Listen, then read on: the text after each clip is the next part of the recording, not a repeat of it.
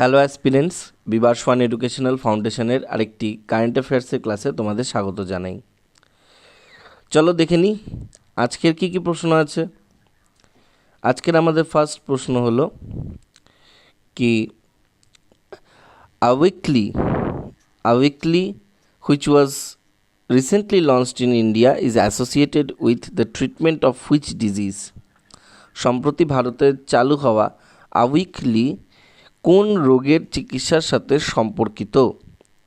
Hypertension, diabetes, cancer, tuberculosis নাকি আস্থমা?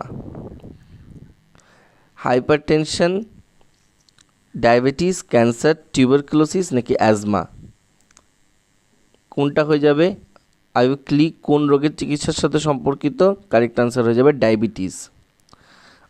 আউইকলি launched in India on 9th July 2026 is the world's first once weekly basal insulin containing insulin icodec as its active ingredient। মানে আউইকলি হলো বিশ্বের প্রথম সাপ্তাহিক basal insulin যার সক্রিয় উপাদান ইনসুলিন আইকোডেক। ঠিক আছে, এটা ডায়াবেটিসের জন্য ইউজ করা হয় এবং এটা ভারতবর্ষে চালু করা হয়েছে আউইকলি। চলো next. According to the Happy City Index 2026, which Indian city secured a place among the top 10 happiest city in the world? Happy city index 2026 অনুযায়ী কোন ভারতীয় শহর বিশ্বের শীর্ষ 10টি সুখী শহরের মধ্যে স্থান পেয়েছে? জয়পুর, মুম্বাই, বেঙ্গালুরু, চেন্নাই নাকি পুনে? হ্যাপি সিটি ইন্ডেক্সে বিশ্বের 10টি সবথেকে হ্যাপি সিটির মধ্যে কোনটা ভারত থেকে স্থান পেয়েছে? চলো দেখে নেওয়া যাক সঠিক উত্তর জয়পুর। জয়পুর হ্যাপি সিটি ইন্ডেক্সে 2026 বিশ্বের শীর্ষ 10 প্রবেশকারী একমাত্র ভারতীয় শহর, যেখানে ভারতীয় শহর হয়ে বিশ্বে 6 নম্বর স্থান অর্জন করেছে জয়পুর, হ্যাপি সিটির মধ্যে একটা। জয়পুরকে তো জানোই পিঙ্ক সিটি বলা হয়, পিঙ্ক সিটি বলা হয় জয়পুরকে। তার সাংস্কৃতিক ঐতিহ্য, শাসন ব্যবস্থা, নগর পরিকাঠামো এগুলো তো আমরা খুব ভালো করে জানি, এই কারণে এটা হচ্ছে হ্যাপি সিটির মধ্যে একটি। চলো নেক্সট। আচ্ছা, ফার্স্ট সিটি আছে হচ্ছে লন্ডন। হ্যাপি সিটির মধ্যে ফার্স্ট হচ্ছে লন্ডন, তারপরে আছে নিউ ইয়র্ক সিটি, তারপরে আছে প্যারিস, এইভাবে আমরা আছি 6 নম্বরে জয়পুর। চলো 3 নম্বর প্রশ্ন। The International centre for civilisation studies Manas and Mahabharata was inaugurated in which city? দারুণ প্রশ্ন। মানস ও মহাভারত আন্তর্জাতিক সভ্যতা অধ্যয়ন কেন্দ্র কোন শহরে উদ্বোধন করা হয়েছে? International centre for civilisation studies Manas and Mahabharata was inaugurated in which city? Almaty, Astana, Tashkent, Bishkek নাকি Dushanbe?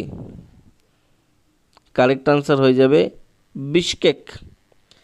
International centre of civilisation studies Manas and Mahabharata was inaugurated in Bishkek, কিরগিজস্তানে অবস্থিত।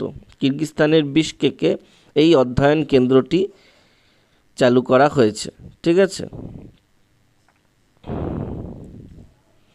চলো নেক্সট। আচ্ছা, কেন মানস অ্যান্ড মহাভারতের নাম দেওয়া হয়েছে সেটাও বলে দিই। মানস হচ্ছে কিরগিজস্তানের জাতীয় মহাকাব্য, আর বিশ্বের দীর্ঘতম মৌখিক মহাকাব্যগুলোর মধ্যে একটা মানস। আর মহাভারত হচ্ছে ভারতীয় সংস্কৃত মহাকাব্য। দুটি প্রধান মহাকাব্যের মধ্যে একটা হচ্ছে মহাভারত। রামায়ণ মহাভারতের মধ্যে মহাভারত একটি। তো এই মানস মানে কিরগিজস্তানের মানস আর ভারতের মহাভারতকে নিয়ে স্টাডি করার জন্য এই উদ্যোগটি নেওয়া হয়েছে। ঠিক আছে, চলো 4 নম্বর প্রশ্ন। Uttar Pradesh government recently launched Chief Minister Teacher Cashless Medical Scheme is popularly known by which name? Uttar Pradesh সরকারের সম্প্রতি চালু হওয়া মুখ্যমন্ত্রী শিক্ষক ক্যাশলেস মেডিকেল স্কিম কোন নামে পরিচিত? গুরুদক্ষিণা, শিক্ষা কবচ, স্বাস্থ্য মিত্র, গুরু সুরক্ষা নাকি শিক্ষা সহায়তা? কারেক্ট আনসার হয়ে যাবে option A, Gurudakshina. Uttar Pradesh launched the Chief Minister Teacher Cashless Medical Scheme, popularly known as Guru Dakshina, to provide cashless healthcare benefits to education sector employees and their families. Education sector এমপ্লয়ীদের cashless একটা medical সুরক্ষা দেওয়ার জন্য উত্তরপ্রদেশ সরকার এই গুরু দক্ষিণা স্কিমটি চালু করেছে। ভালো প্রজেক্ট, মনে রাখা উচিত। পরবর্তী প্রশ্ন 5 number, India's peak electricity demand is projected to reach what level in the fiscal year 2027? আর্থিক বছর 2027-এ ভারতের সর্বোচ্চ বিদ্যুৎ চাহিদা কততে পৌঁছাবে বলে অনুমান করা হচ্ছে? 250 গিগাওয়াট, 275 গিগাওয়াট, 300 গিগাওয়াট নাকি 325 গিগাওয়াট নাকি 350 গিগাওয়াট? আর্থিক বছর 2027-এ ভারতের সর্বোচ্চ বিদ্যুৎ চাহিদা আনুমানিকভাবে পৌঁছাবে 300 গিগাওয়াটে, অপশন সি। এটার বলার কিছু নেই, আমাদের বিদ্যুতের চাহিদা দিনের পর দিন বাড়ছে এবং এই চাহিদা মে মাসে 2026-এ ছিল 271 গিগাওয়াট, যেটাকে সর্বোচ্চ চাহিদা রেকর্ড করা হয়েছে এবং বলা হচ্ছে 2027-এ এর থেকেও বেশি বাড়বে এবং 300 গিগাওয়াটে পৌঁছাবে এই চাহিদার পরিমাণ। তো এতটা বিদ্যুৎ উৎপাদনও করতে হবে আমাদের, এটাও একটা বড় চ্যালেঞ্জ আমাদের সামনে। চলো দেখি নেক্সট প্রশ্ন 6 number, which city was announced as the venue for the global AI summit 2027 focusing on AI governance?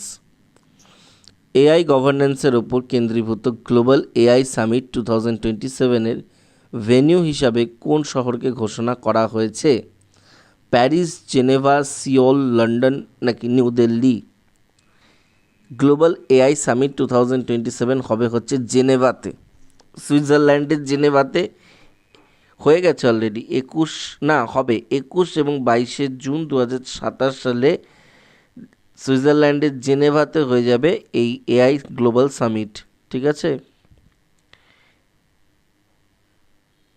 2028-এ আবার এই প্রোগ্রামটা কে করবে বলো তো? 2028-এ করবে হচ্ছে ইউনাইটেড আরব আমিরেটস। 2023 থেকে এটা শুরু হয়েছিল, 24 সালে এটা সিওল করেছে, 25 সালে প্যারিস করেছে, 26 সালে নিউ দিল্লি করেছে, 27 সালে সুইজারল্যান্ড করবে আর 28 সালে করবে হচ্ছে ইউনাইটেড আরব আমিরেটস, ইউএই। আগের থেকেই ঠিক হয়ে যায়। চলো দেখি নেক্সট প্রশ্ন 7 number, what was the minimum strike range for which DRDO conducted the flight test of the Pinaka long range guided rocket in July 2026?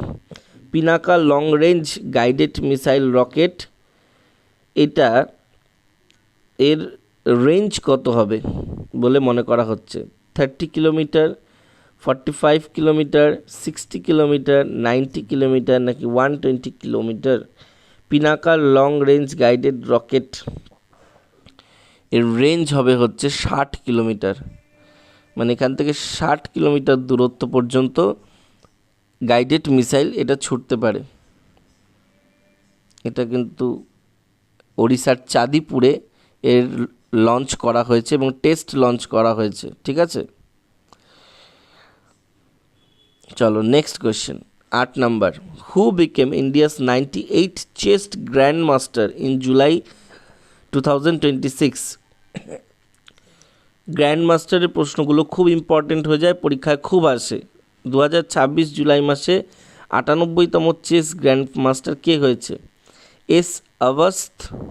S Ashwath, Vidit Gujarati, Arjun Erigaisi, D Gukesh নাকি আর প্রজ্ঞানন্দ? কারেক্ট আনসার হয়ে যাচ্ছে এস অশ্বথ। এস অশ্বথ একজন 17 বছর বয়সী একজন chess player, যে হয়েছে 98তম chess grandmaster 8 July 2026 তারিখে। ঠিক আছে, গ্র্যান্ডমাস্টার টাইটেলটা কোথা থেকে দেওয়া হয়? গ্র্যান্ডমাস্টার টাইটেলটা দেওয়া হয় ইন্টারন্যাশনাল চেস ফেডারেশনের তরফ থেকে। তাদের যেই নর্মসগুলো আছে সেগুলো ফুলফিল করলে পারে গ্র্যান্ডমাস্টার টাইটেল দেওয়া হয়। তো 98তম গ্র্যান্ডমাস্টার হয়েছে এস অশ্বথ। 9 নম্বর প্রশ্ন, which Indian state was declared the 6th fully literate state in July 2026? July 2026-এ কোন ভারতীয় রাজ্যকে 6th সম্পূর্ণ স্বাক্ষর রাজ্য হিসাবে ঘোষণা করা হয়েছে? Tripura, Sikkim, Goa, Uttarakhand, Himachal Pradesh. Correct answer Uttarakhand. National educational policy অনুযায়ী বলা হচ্ছে যে উত্তরাখণ্ড সম্পূর্ণ স্বাক্ষর একটা রাজ্য। লাস্ট কোয়েশ্চেন আমাদের আজকে, which state launched the first data centre policy 2026-29? Which state launched its first data center policy 2026-29 in July 2026? July 2026-এ কোন রাজ্য তার প্রথম ডেটা সেন্টার নীতি চালু করেছে? মহারাষ্ট্র, গুজরাট, কর্ণাটকা, তেলেঙ্গানা নাকি তামিলনাড়ু? কারেক্ট আনসার হয়ে যাবে প্রথম ডেটা সেন্টার নীতি চালু করেছে গুজরাট। এই ছিল আজকের আমাদের 10টি গুরুত্বপূর্ণ কারেন্ট অ্যাফেয়ার্সের প্রশ্ন।